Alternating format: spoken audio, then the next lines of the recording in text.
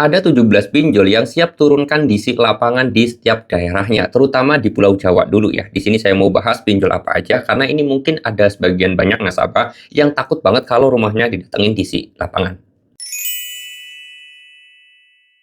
Assalamualaikum warahmatullahi wabarakatuh, teman-teman semuanya. Pada kesempatan video kali ini saya ingin membahas terhadap yang lagi viral mungkin teman-teman ya, yaitu masalah ada 17 pinjol yang bakal menurunkan DC lapangan. Nah, ini menjadi hal yang menarik juga karena pengen saya bahas, banyak dari teman-teman semuanya itu yang ketakutan ketika ada teroran seperti itu, ada ancaman terhadap ada DC yang mau datang ke rumah atau FC ya gampangannya, atau mungkin biasa dikenal DC lapangan.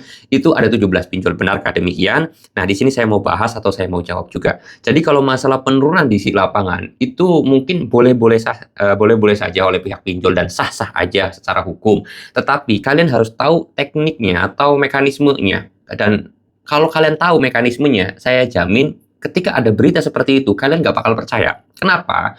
Karena dari segi mekanisme ya sangat susah dan sangat sulit.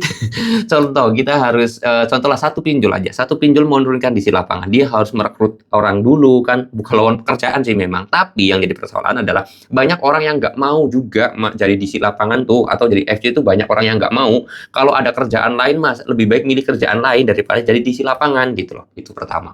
Lalu kemudian yang kedua adalah ada proses lagi, harus ada pembimbingan, ada pembinaan dan yang lain sebagainya. Harus dikasih tahu tekniknya penagihan seperti apa, bla bla bla bla bla bla, itu banyak sekali.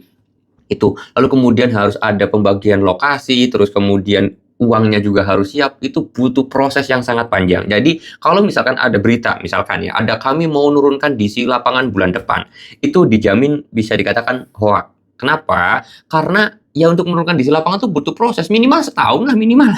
Ya teman-teman, minimal setahun. Misalkan beritanya bulan ini, nanti kejadiannya tahun 2026, nggak bakal bulan depan gitu. Oke, jadi buat teman-teman semuanya yang sering dapat ancaman seperti itu dan ngerasa takut banget ketika ada berita seperti itu, jangan mudah percaya juga, karena ya mungkin bisa saja, ya, dalam tanda kutip ya, bisa saja pinjol tersebut memang benar menurunkan DC lapangan, tapi butuh proses, paling tidak setengah tahun lah, karena prosesnya sangat panjang ya. Karena untuk DC lapangan ataupun FC itu harus ada sertifikasinya, harus ada pembimbingannya, harus ada pembinaannya dan yang lain sebagainya, itu butuh proses yang panjang dan pinjol juga harus menyiapkan anggaran yang cukup besar kalau misalkan mau merekrut karyawan lagi kan, FC kan atau DC lapangan kan karyawannya. Jadi ya pinjol juga harus nyiapin duit untuk gajinya kan gitu. Oke, mudah-mudahan videonya ini bisa bermanfaat dan mudah-mudahan teman-teman semuanya bisa terlepas dari yang namanya jeratan pinjol. Ya jangan lupa kalau misalkan kita pengen rezekinya pengen lancar ya dekat juga sama sang pemberi rezeki. Saya mau tutup dulu videonya dengan kata assalamualaikum warahmatullahi wabarakatuh.